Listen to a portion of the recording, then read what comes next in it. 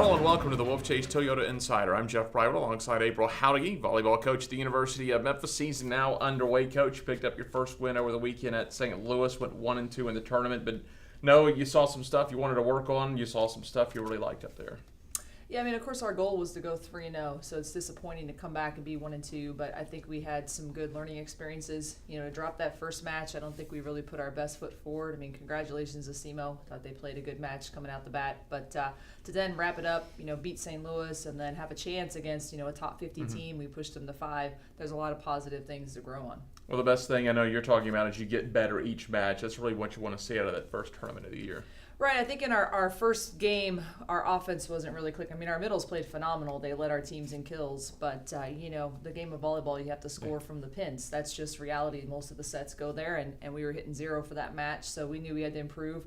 Against St. Louis, we did that. Our 2 freshmen really stepped up. And then against Alabama, again, we saw where our team can compete, and I think that's the level that we would definitely want to be at. Those first matches, like the one you had with SEMO, that's just kind of a matter of which team's going to try to click first. I mean, both teams are playing usually for the first time, and which team can kind of get in sync against someone else in a different uniform. Yeah, and they just kind of came out firing. You know, I think we were a little bit tentative. Our passing broke down, and that hurt us. And I don't know if we really had a sense of urgency. We kind of waited to see what would happen in the game instead of just being ourselves and, you know, asserting our identity on the match.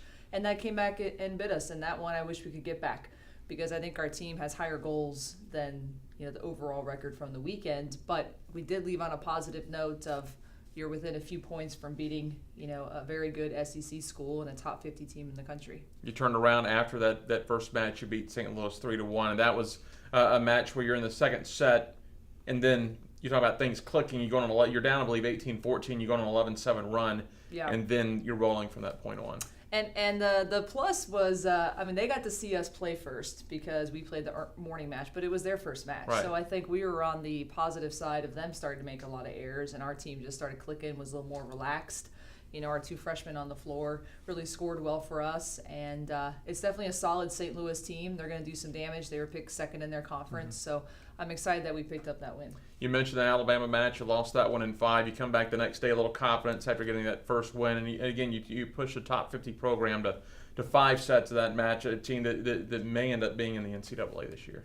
Yeah, I mean, if they stay on course, they definitely should be. Of course, they beat, you know, Northern Iowa as a top-ranked team as well. So, yeah, I was pleased. I was pleased with how we competed. We were down 2-0. We came back. We fought back. We took it to 5. And really, I told our team, you lost because an All-American decided to kill you in the 5th set. We couldn't stop her. She kind of went off on us. Crystal River was a phenomenal player. And that's really what it came down to. They just went to their big gun at the end, and she won the game for them. No midweek matches. You get ready to come back home, host your own tournament as you do every year, and this will be a fun tournament for you over the El Marron Fieldhouse, because you'll start off Friday night against one of our biggest rivals, Ole Miss, and I believe it's been a while since they've come to the Fieldhouse. It's been quite a few years, and I think it's kind of rivalry weekend. Yeah. You know, we play them, we play Arkansas State, UT Martin, so a lot of teams we see a lot of. Usually we play Ole Miss a bunch in the spring. This will be the first time we played them in season in quite a few years. You know, they're coming off of a hot weekend, 4-0, didn't lose any sets, so we know their confidence is high, and obviously they're a very good team as well, of a good SEC school. So we want to challenge our team early. You know, I told them we're not, you know, given a cupcake schedule here. If we want to contend to be a top team in the conference, we got to see where we stand and see areas of improvement. And this is the tournament you have every year, and you have them in the prime time game, I guess, on Friday night, 7 o'clock. So I know you're expecting a big crowd out there. Yeah, I think the band's coming out. You know, we want a good crowd out and have a great atmosphere. It's a big time match. And, you know, I think we can get that feel early on for what it's like to play in the field house and really give the fans a good show. You're going to turn around the next day. You have your 2-match day on Saturday. You'll face Tennessee Martin at noon, Arkansas State at 7. What do you know about these teams? Is it really too early to know much about these teams? I know a little more probably about them just because we played them in the spring. I know spring's not the same as the fall, but we know Arkansas State's trying to run a fast offense.